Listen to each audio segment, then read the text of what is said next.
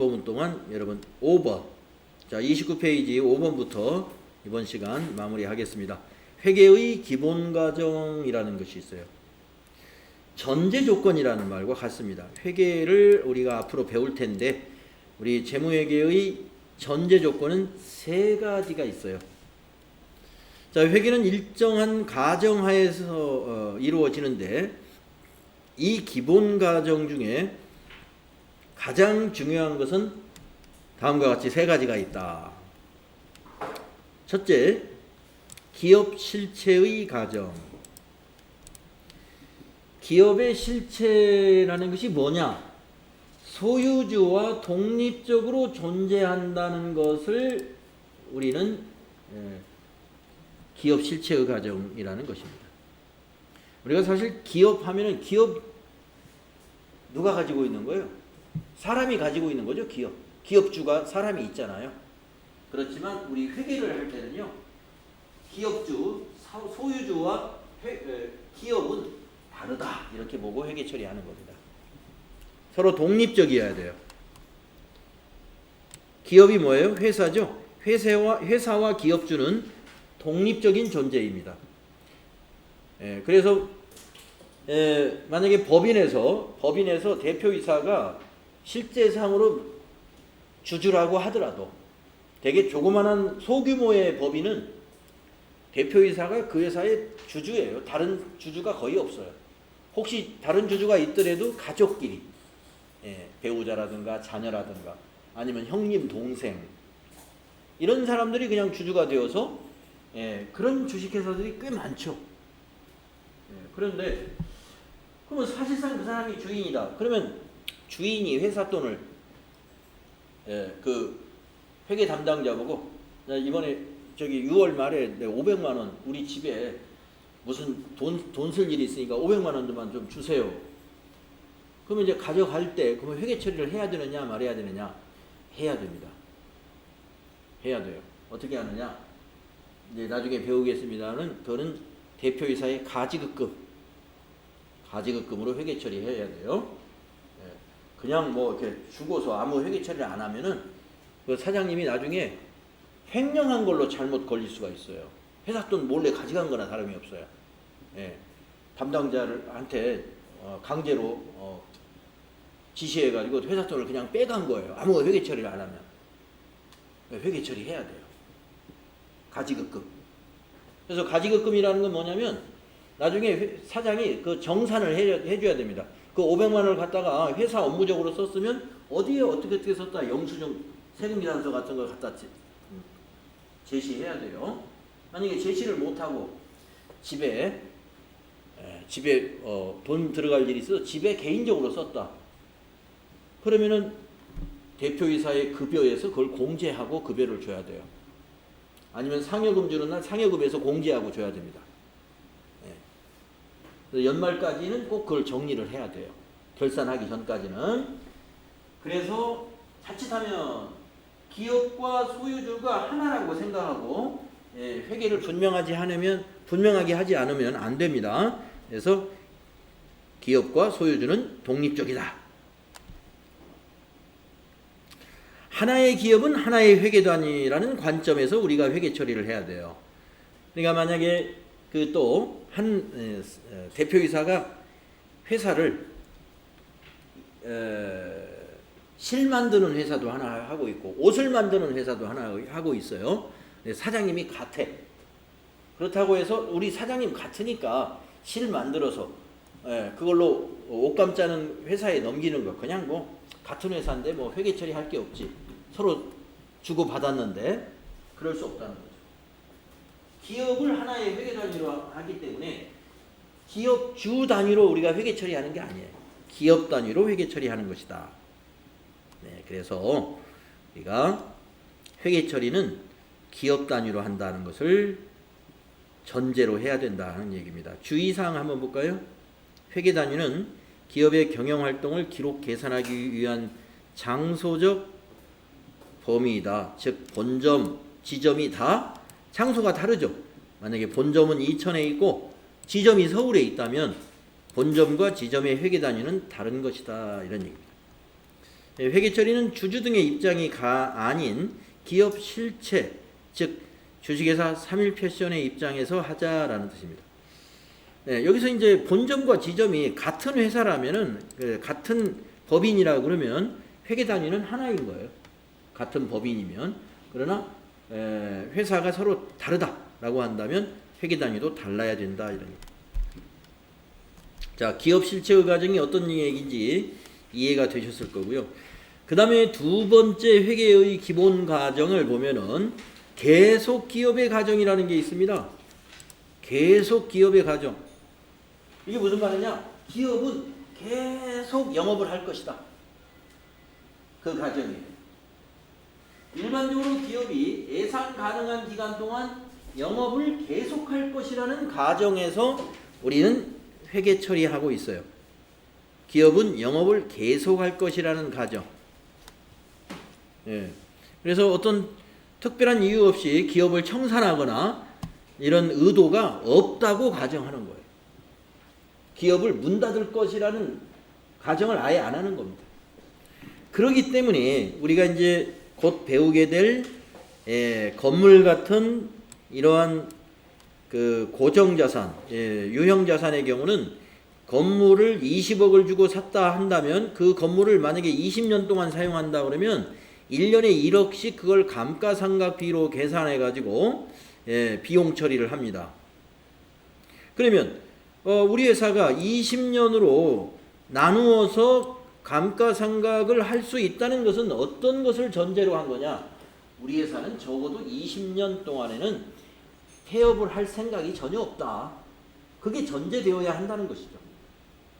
그래서 모든 기업의 회계 처리는 계속 기업의 가정하에서 회계 처리하고 있는 거예요. 언제 문 닫을지 모른다. 이런 전제를 절대 안 한다는 거죠. 그 다음에 이제 세 번째 건 뭐냐? 기간별 보고라는 것이죠. 기간별로 보고한다. 기업이 계속한다 그래서 기업이 폐업을 할 때까지 한꺼번에 경영 성과를 보고하느냐? 아니다 이겁니다. 나누어서 보고한다. 그래서 기업 실체는 존속 기간을 일정한 기간 단위로 분할하여 각 기간별로 재무제표를 작성한다는 것입니다. 그래서 기업의 경영활동을 영업이 시작되는 날로부터 폐업하는 날까지 전체적으로 파악하기는 어렵다는 거죠. 그렇기 때문에 인위적으로 6개월이나 1년으로 기간을 구분해서 재무제표를 작성하고 있습니다. 그래서 아까 제가 살짝 말씀드렸는데 상장기업은 6개월마다 외부에 공표해야 되고요. 비상장기업은 1년에 한 번씩 보고를 해야 됩니다. 주의사항에 보면은 회계 연도는 1년을 넘지 않는 범위 내에서 기업이 임의로 설정할 수 있다. 1년을 넘을 수 없다. 보고기간은 1년에 한 번씩은 보고를 해야 된다. 이런 얘기입니다. 자, 그래서 회계의 전제 조건 3개, 3개가 기업 실체의 과정, 계속 기업의 과정, 기간별 보고의 과정이라는 것이 있다 이거죠. 그 다음에 그 밑에 ICAN이라고 하는 박스에 보시면은 이 회계 연도하고 관련된 용어들이 여기 8가지가 나옵니다. 회계 연도와 관련된 용어들. 자, 기초가 뭐냐? 기초. 1월 1일을 기초라고 그래요. 기말은 언제를 기말이라고 하느냐? 12월 31일을 가리키는 말입니다. 기말. 당기는 어디를 당기라고 하느냐? 현재. 지금 2020년도이죠? 회계연도가 현재 2020년도예요. 2020년도를 다른 말로 당기 이렇게 말합니다. 현재의 보고기간. 전기. 전기는 언제를 전기라 하느냐? 여기가 전기죠. 2019년도. 작년이 전기예요. 차기를 여기를 차기라고 하죠. 2021년도. 다음의 보고 기간을 말하는 거고 전기는 이전의 보고 기간. 이전의 보고 기간은 2019년도. 그다음에 다음의 보고 기간은 2021년도가 되겠죠. 단기를 2020년도이니까. 그래서 이런 용어가 정확하게 이해가 돼야 되겠습니다. 그다음에 2월이라는 용어가 많이 나와요. 2월. 1월, 2월, 3월 이것이 아니라 다음 보고 기간으로 넘긴다는 뜻입니다. 2월을 한다는 말은 다음 보고 기간으로 넘긴다는 뜻이에요. 그러면 2월에는 두 가지가 있어요. 전기 2월. 전기 2월은 뭐냐? 전기에서 이렇게 넘어온 거. 이게 전기 2월입니다.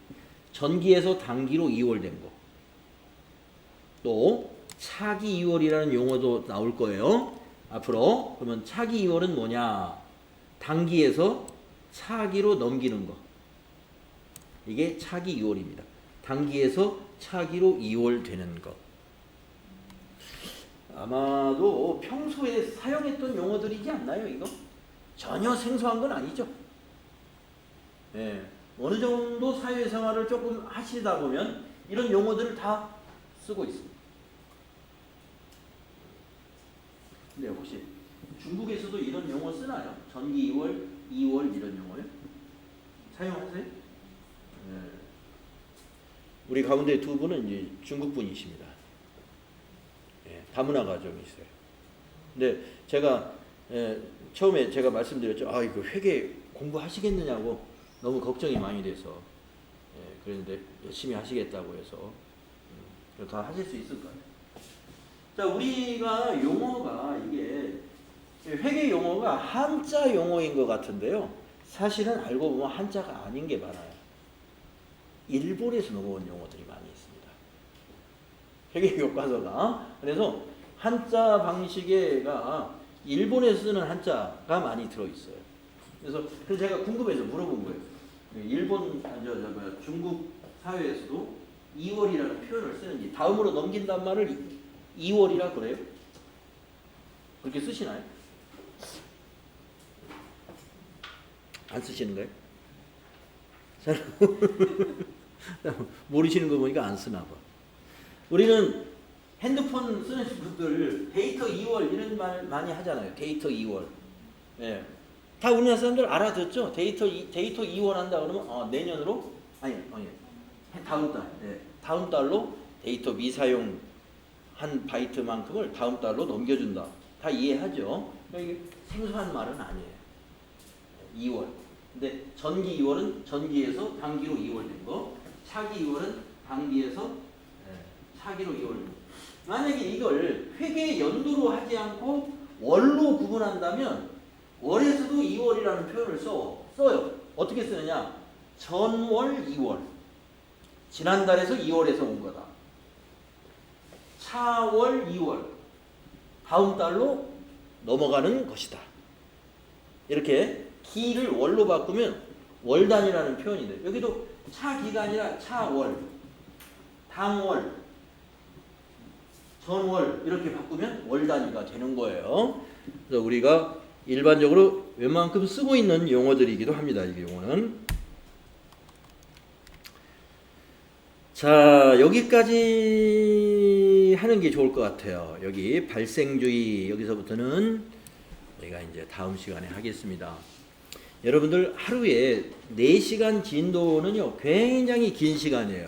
4시간 진도는 쭉쭉 진도가 나가는 셈입니다. 굉장히. 그래서 내일은 이제 여기 있는 진도 중에 그 회계의 순환 과정으로 넘어갈 것 같아요. 이 회계의 순환 과정은 회계 기초를 공부하는 데 있어서 매우 중요한 부분이라고 아까 차례를 말씀드릴 때 이 얘기 드렸죠. 예. 자, 그래서 여러분들 아무쪼록 그 목표한 거, 여러분들이 이 과정을 신청했을 때는 다 여러분들의 목표가 있으시죠? 그 목표가 꼭 달성될 수 있도록 저는 최선을 다하겠습니다. 네, 수고 많이 했습니다. 네.